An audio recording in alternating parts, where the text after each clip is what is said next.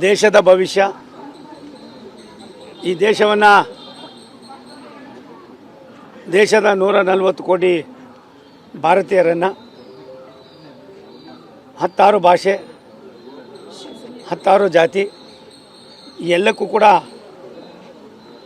ಒಂದು ಸಂದೇಶವನ್ನು ಕೊಡೋದ್ರ ಮುಖೇನ ರಾಷ್ಟ್ರದ ಪ್ರಧಾನಮಂತ್ರಿಗಳಾಗಿ ನಮ್ಮೆಲ್ಲರ ನೆಚ್ಚಿನ ನಾಯಕರು ರಾಷ್ಟ್ರದ ಪ್ರಧಾನಿಗಳಾದ ಸನ್ಮಾನ್ಯ ನರೇಂದ್ರ ಮೋದಿಯವರು ದೇಶದ ಪ್ರಧಾನಿಗಳಾಗಿ 12 ವರ್ಷವನ್ನು ಪೂರೈಸಿದ್ದಾರೆ. ದೇಶದ ಮೊಟ್ಟಮೊದಲ ಪ್ರಧಾನಿಗಳಾದ ದಿವಂಗತ ಜವಾಹರ್ಲಾಲ್ ನೆಹರೂರವರ 4398 ದಿನವನ್ನು 4399 ದಿನಗಳಾಗಿ ಮಾಡಿ ಪ್ರಾಯಶಃ ಒಂದು ದೊಡ್ಡ ದಾಖಲೆಯನ್ನು ಕೂಡ ಮುರಿದು ದೇಶದ ಭವಿಷ್ಯಕ್ಕೆ ಮೋದಿಜಿಯವರ ಕೊಡುಗೆಯನ್ನು ವಿಶ್ವವೇ ಇವತ್ತು ಕೊಂಡಾಡ್ತಕ್ಕಂಥ ಒಂದು ಸಂದರ್ಭ ಸನ್ನಿವೇಶ. ಈ ಸನ್ನಿವೇಶಕ್ಕೆ ಕಾರಣೀಭೂತರು ರಾಷ್ಟ್ರದ NDA ನಮ್ಮೆಲ್ಲರ ನಾಯಕರಾದ ಪ್ರಧಾನಿ ನರೇಂದ್ರ ಮೋದಿಯವರ ಭವಿಷ್ಯ ಭಾರತವನ್ನು ಯಾವ ರೀತಿ ತರ್ಕೊಂಡು ಹೋಗಬೇಕು ಅನ್ನೋದಕ್ಕೆ ಇದೊಂದು ದೊಡ್ಡ ದಿಕ್ಸೂಚಿಯಾಗಿದೆ.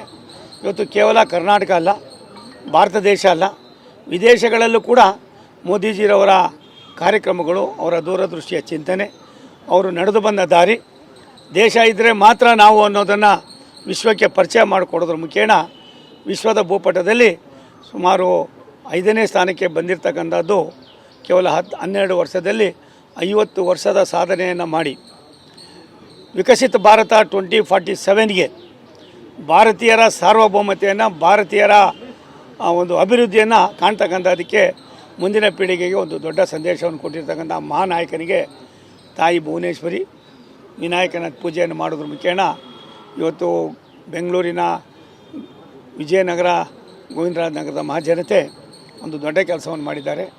ನಾನು ಮಧ್ಯಾಹ್ನ ಗೋವಾಕ್ಕೆ ಹೋಗಬೇಕಾಗಿರೋದ್ರಿಂದ ಗೋವಾದಲ್ಲಿ ಇವತ್ತು ನಾಳೆ ನಾಳಿದ್ದು 3 ದಿನಗಳ ಕಾಲ ಭಾರತ ಸರ್ಕಾರದ ಅನೇಕ ಕಾರ್ಯಕ್ರಮಗಳನ್ನು ಅಲ್ಲಿ ಮುಂಚೂಣಿಯಲ್ಲಿರ್ತಕ್ಕಂಥ ನಾಯಕರ ಜೊತೆಯಲ್ಲಿ ಕುಳಿತು ಚರ್ಚೆ ಮಾಡಿ ಸಾರ್ವಜನಿಕರ ಕಾರ್ಯಕ್ರಮಗಳು ಜೊತೆಗೆ ಸ್ವಚ್ಛತೆ ಜೊತೆಗೆ ಸಾಮಾನ್ಯರಲ್ಲೂ ಕೂಡ ಒಂದು ಅರ್ಹತೆ ಇದೆ ಅನ್ನೋದನ್ನು ತೋರಿಸ್ತಕ್ಕಂಥ ಕೆಲಸವನ್ನು ಇವತ್ತು ನಾವು ಅಲ್ಲಿ ಹಮ್ಮಿಕೊಂಡಿದ್ದೇವೆ. ದೇಶಾದ್ಯಂತ ಇಡೀ ಭಾರತ ದೇಶದ ಎಲ್ಲ ರಾಜ್ಯಗಳಲ್ಲೂ ಕೂಡ ಈ ರೀತಿಯಾದ ಕಾರ್ಯಕ್ರಮಗಳನ್ನು ಮಾಡ್ತಾಯಿದ್ದೀವಿ. ಮುಂಚಿತವಾಗಿ ನಾನು ಸ್ವಲ್ಪ ಫ್ರೀಯಾಗಿದ್ದರಿಂದ ರಾತ್ರಿ ಬಂದ ಮೇಲೆ ನಮ್ಮ ಮಿತ್ರರಾದ ರವೀಂದ್ರ ಅವರಿಗೆ, ಇಲ್ಲೇ ಮಂಡಲ ಅಧ್ಯಕ್ಷರಾದ ರಾಮಾಂಜಿ ಮತ್ತು ನಮ್ಮ ಡಾಕ್ಟರ್ ರಾಜು ಅವರು, ಅನೇಕ ಸ್ನೇಹಿತರುಗಳೆಲ್ಲರೂ ಕೂಡ ಬಂದಿದ್ದಾರೆ. ನಮ್ಮ ನಗರ ಪಾಲಿಕಾ ಮಾಜಿ ಸದಸ್ಯರಾದ ಚಂದ್ರಶೇಖರಯ್ಯನವರು ಮತ್ತು ನಮ್ಮ ಇವನು ಟಿ ವಿ ಕೃಷ್ಣ ಅವರು, ಅನೇಕ ನಮ್ಮ ಆನಂದ್ ಅವರು ಎಲ್ಲರೂ ಇದ್ದಾರೆ, ಬಾಬಿ ವೆಂಕಟೇಶ್ ಇದ್ದಾರೆ. ನಾನು ನಿಮ್ಮಲ್ಲಿ ಮನವಿ ಮಾಡೋದಿಷ್ಟೇ, ಕರ್ನಾಟಕದಲ್ಲಿ ನಾನು 45 ವರ್ಷಕ್ಕೂ ಮೇಲ್ಪಟ್ಟು ವಿವಿಧ ಹಂತದ ರಾಜಕಾರಣವನ್ನು ಮಾಡಿದ್ದೇನೆ. ಆದರೆ ಕೇವಲ 2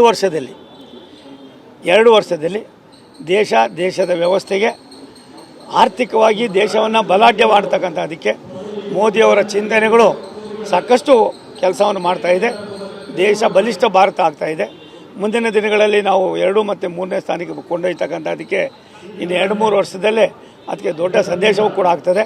ವಿಶೇಷವಾಗಿ ನನ್ನ ಇಲಾಖೆ ರೈಲ್ವೆ ಇರಬೇಕು, ಜಲಶಕ್ತಿ JJM ಇರ್ಬೋದು, ದೇಶದಲ್ಲಿ ಒಂದು ಇತಿಹಾಸವನ್ನು ಸೃಷ್ಟಿ ಮಾಡಿದ್ದೇವೆ.